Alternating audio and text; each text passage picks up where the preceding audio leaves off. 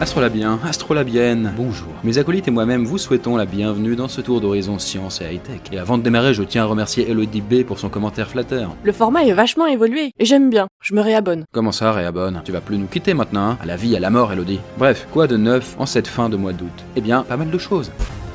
À commencer par votre possible démence qui pourrait bientôt être dépistée par iPhone.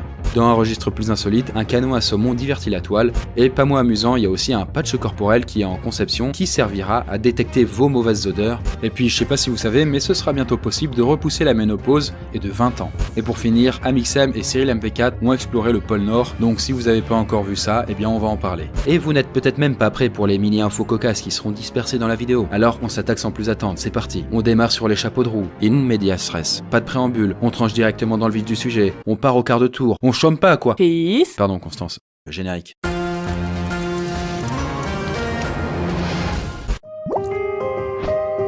Un projet paramédical vient d'être annoncé par Apple qui compte dépister précocement la démence grâce à ses téléphones et montres. Eh bah, quelle philanthropie. Mais du coup, ils vont faire comment? Eh bien, ils vont commencer par faire ce qu'ils savent faire de mieux, c'est-à-dire récolter les données des utilisateurs pour connaître leur comportement digital. Ensuite, il faudra interpréter ces données, c'est-à-dire comprendre quel comportement traduit la démence. Et vous vous demandez sûrement ce que ces personnes font de particulier sur leur téléphone. Eh ben, apparemment, elles tapent moins vite au clavier, envoient moins de SMS et, aussi curieux que ça puisse paraître, elles exhibent aussi moins leur vie sur les réseaux. C'est quand même dommage de pas se montrer quand on a une vie démente.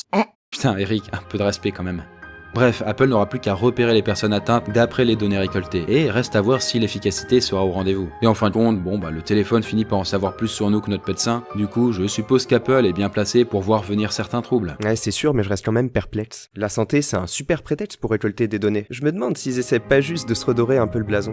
La question se pose, surtout que leur étude n'est encore pas du tout avancée. On verra donc si leur promesse donne suite. Et est-ce que Apple mettra autant de cœur à analyser les données qu'à les vendre? Et puis il faudra aussi voir si le dépistage sert à quelque chose, car rappelons que même quand on la diagnostique, la démence est une maladie vraiment difficile à traiter.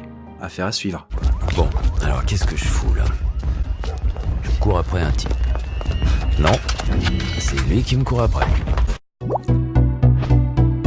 Vous vous rappelez de la sonde Bereshit qui s'est crachée lors de son alunissage? Puisque on a des nouvelles à vous donner de ces 1000 petits passagers, les tardigrades. Vous savez, ces petites bêtes qui ressemblent à des sacs d'aspirateur et qui sont increvables. C'est vrai. Mais on les a emmenés sur la Lune pourquoi? Des recherches? Non, la mission était symbolique. Pour la société israélienne, il s'agissait d'entrer dans le groupe fermé des quelques pays capables d'arriver jusqu'à la Lune, où ils ont envoyé une capsule avec drapeau, objets divers et tardigrades. D'accord, mais pourquoi choisir de sacrifier cette espèce en particulier? Justement, le but n'était pas de les sacrifier. Les tardigrades comptent parmi les espèces animales les plus résistantes. Ils peuvent s'adapter à toutes les conditions de température et de pression, jusqu'à survivre dans le vide. Ils étaient donc tout choisis pour une petite excursion lunaire. Après, vont-ils s'y répandre? Alors, certainement pas, mais il est très probable qu'ils y survivent longtemps, et ça c'est déjà fou. Mais bon, on aura peut-être plus d'infos lors de la prochaine expédition sur la Lune.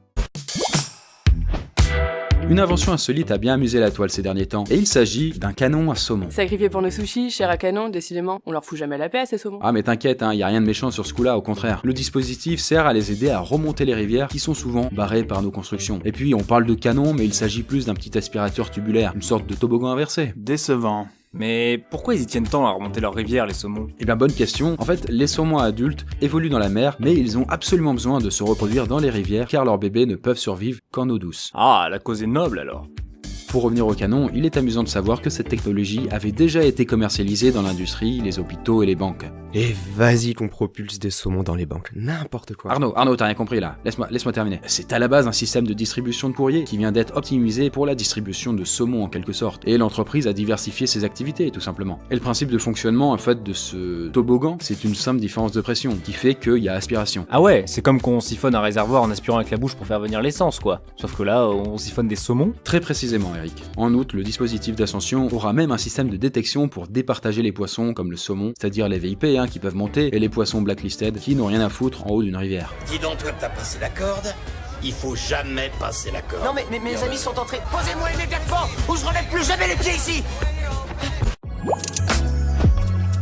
Il y a un nouveau challenge qui vient de débarquer sur les réseaux et il fait, cette fois-ci, rimer viralité avec intelligence. Si, je vous assure. Eh ben, pour une fois qu'il s'agit pas de faire une danse Fortnite ou de sortir d'une voiture en marche... Mais non, pas cette fois. Le hashtag Fills the Bottle nous invite à remplir une bouteille le plus vite possible avec les mégots de cigarettes qui jonchent le sol. Voilà, plutôt un super défi quoi. Bon, maintenant, il n'y a plus qu'à espérer que l'effet de mode ne passe pas trop vite. Pour une fois qu'on pouvait dépolluer tout en jouant, mêler l'utile à l'agréable quoi. Et du coup, Chris, c'est quoi ton record perso? Oh, tu sais, Constance, j'ai pas envie de me vanter, hein. Le culte de la performance, tout ça, c'est pas mon délire. T'as pas essayé? Non, bah du coup, j'ai pas essayé. Une grande entreprise de produits de soins, genre déodorant, est en train de concevoir un patch corporel qui détecte vos mauvaises odeurs. Et vu que le gadget sera connecté, vous aurez le plaisir de vous voir notifier votre puanteur directement sur votre smartphone. Eh ben... Tu parles d'une technologie futile. Eh ben, l'invention a l'air d'être dérisoire, mais pourtant, la technologie utilisée est complexe derrière. Ces concepteurs ont dû identifier les composés chimiques qui sont responsables des odeurs, on va dire incommodantes, et donc c'est un cocktail de substances très subtiles. Les scientifiques ont donc découvert la fameuse combinaison puante, et ils la tiennent secrète depuis. Il a ensuite fallu la détecter avec des semi-conducteurs organiques qui convertissent en fait les informations chimiques, donc par exemple votre odeur, en signal électrique. Bon après c'est pas vraiment une révolution vu qu'il existe déjà des technologies comparables, mais ça innove. D'ailleurs vous avez peut-être déjà vu une vidéo de Dr Nozman en utiliser une pour analyser la neutralité de son haleine. Il avait le courage. C'est ce qu'on appelle se sacrifier pour la science. En tout cas, la technologie commence à être déclinée à toutes les sauces. D'abord ce détecteur mobile, ensuite les patchs, et bientôt, le système sera utilisé pour détecter les aliments périmés, ce qui pourrait donc nous éviter de jeter nos aliments trop tôt. Ouais, c'est cool, mais je reste sceptique.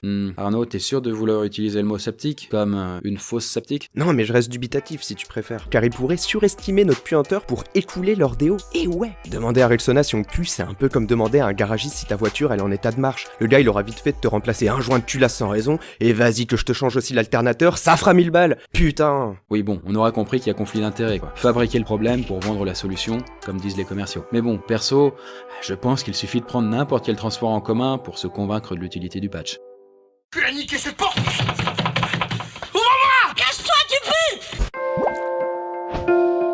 Une queue robotique novatrice vient d'être annoncée par des ingénieurs japonais. Elle servira à renforcer les corps des personnes âgées et des travailleurs manutentionnaires par exemple. Mais en quoi ça va aider ma grand-mère? Eh bien, la queue métallique sera mobile. Elle bougera pour compenser les déséquilibres à la manière d'une béquille 2.0. Après, ça peut paraître un peu bizarre d'imaginer des personnes âgées se balader avec une queue... dans le lot quoi du coup. Mais en même temps, la démographie japonaise ne laisse pas d'autre choix aux chercheurs que l'audace. L'âge japonais médian culmine à 50 ans environ, soit quand même 20 de plus que la moyenne mondiale, qui est plutôt de 30 ans.